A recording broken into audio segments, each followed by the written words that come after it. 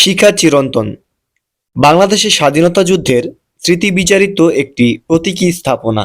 এটি রাজধানী ঢাকার সোহরাওয়ার্দী উদ্যানে অবস্থিত।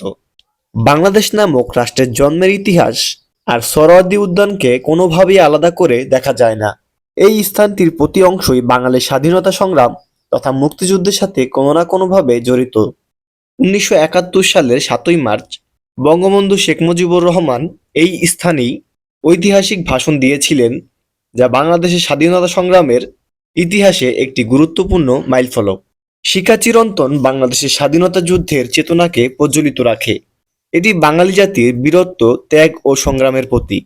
শিখা চিরন্তন বাংলাদেশের সকল নাগরিককে ঐক্যবদ্ধ হওয়ার প্রেরণা যোগায়।